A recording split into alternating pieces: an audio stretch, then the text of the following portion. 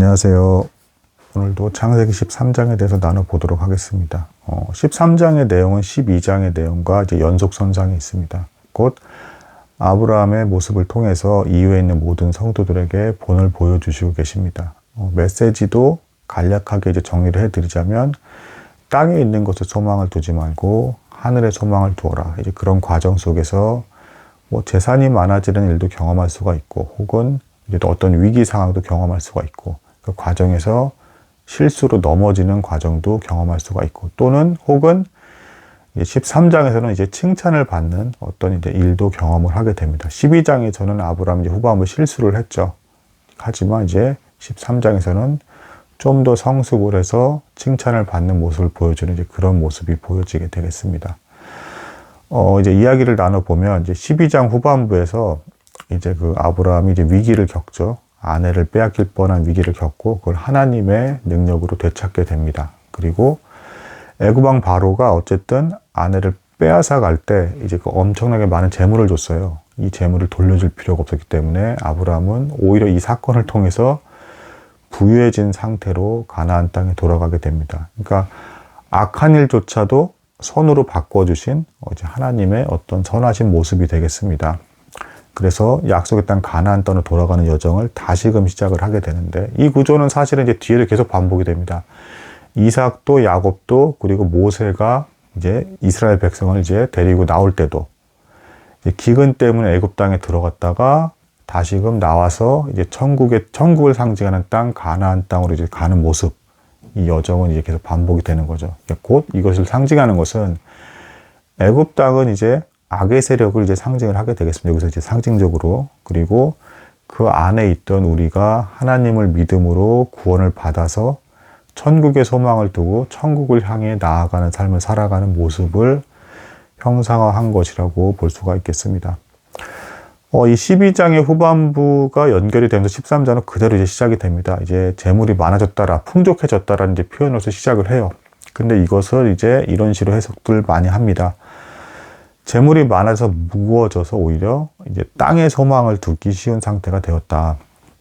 성경은 재산을 늘리는 것 자체를 죄라고 보지는 않습니다. 근데 재물이 많아지고 돈이 많아질수록 유혹거리가 많아질 수는 있다. 그리고 하늘에 소망을 두기보다는 땅의 일에 더 집중을 하게 되기가 쉬워진다라는 경고를 많이 보내고 있습니다. 노아의 방주 사건 때도 노아가 오히려 방주 안에 있을 때는 하늘에 있는 창을 바라보면서 하늘에 소망을 두다가 이제 방주에 나오게 됐을 때 땅을 경작하면서 땅을 보게 되고, 그러면서 땅에 소망을 두는 자처럼 그런 모습이 되자마자 곧 이제 포도주를 이제 마셔서 취하게 되는 실수를 범하게 되잖아요. 이번에는 이제 아브라함은 그런 실수는 이제 범하지 않게 됩니다. 재물이 많아졌는데 여기서 문제는 뭐였냐? 조카 롯과 이제 함께 거할 땅이 없었던 거죠. 그래서 이 재물이 많아진 것 때문에 안타깝지만, 참고로 이제 아브라함은 이 상태에서 여전히 자식이 없었습니다. 그러면 조카 롯이 마치 자신에게는 자식과 같이 이제 여겨지는 존재였는데, 함께 거할 땅이 없었기 때문에 땅을 나누어서 이제 서로 이제 분리할 수밖에 없었다. 이런 일이 있겠습니다. 이 사건이 있기 바로 직전에 아브라함이 다시금 가나안 땅에서 베델이라는 곳에서 이제 돌아가서 이제 하나님의 이제 어떤 제단을 쌓습니다. 이 행위도 이제 뒤에 나중에 이제 반복이 되는데요. 그 애굽에서 실수를 하고 자신이 어떤 이제 하나님에 대한 마음이 떠날 뻔했다, 혹은 내가 뭔가 잘못을 했다라는 어떤 그런 자각이 있었던 것으로 보입니다. 그럴 때마다 다시 신앙의 시작, 초보, 내 믿음의 시작을 다시 상기하면서 하나님을 이름을 부르고 찬송하는 어떤 그런 모습이 되겠습니다. 그리고 이 일이 있자마자 놀랍게도 바로 마치 시험거리와 비슷한 또 사건이 발생한 게 바로 이제 그 하나의 땅에 이제 함께 거할 수 없게 된 사건, 롯하고 이제 아브라함이 재물이 많아진 것 때문에 오히려.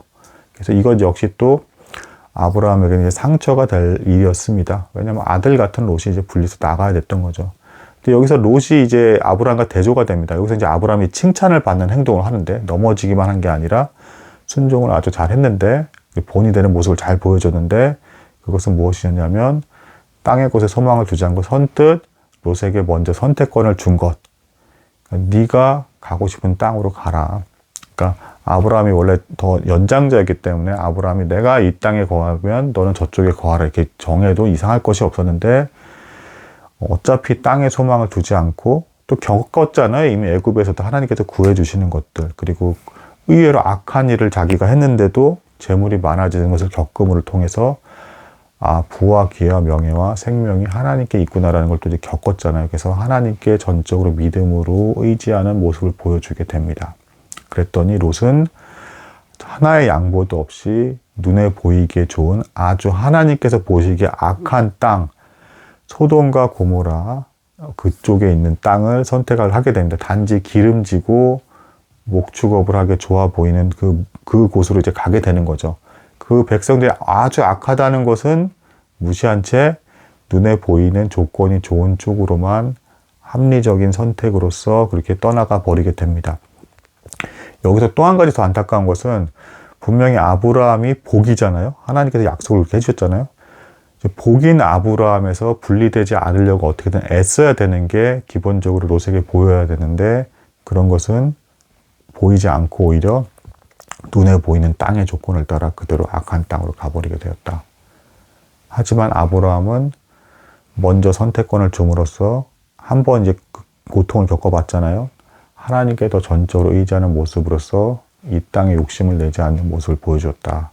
의인의 삶이 어떠해야 되는지를 그 모습을 보여줬다. 이것에 대해서 하나님께서 다시 한번 내 자손이 티끌처럼 많을 것이다. 동서남북에 있는 이 모든 땅이 어차피 내 자손의 땅일 것이다. 라는 것을 얘기해 줍니다. 아들 같은 롯은 떠났지만 너에게 분명히 자손이 있을 것이고 그 자손을 통해서 그 티끌과 같이 많은 사람들이 이제 구원을 얻게 될 것이다. 그리고 나중에 천하 만민이 복을 얻을 것이라는 이제 말씀까지 다 이제 재확인이 되잖아요. 그것은 아브라함이 살아생전에는 절대 다 볼 수 없는 약속의 성취의 그 모습을 다 볼 수는 없는 것이었지만 어쨌든 반드시 이루어질 사건이었다. 그걸 통해서 하나님께서는 믿음으로써 그 약속을 바라보게 하시고 하늘의 것에 소망을 두게 하셨다라는 것이 되겠습니다. 오늘은 여기까지 나누도록 하겠습니다. 감사합니다.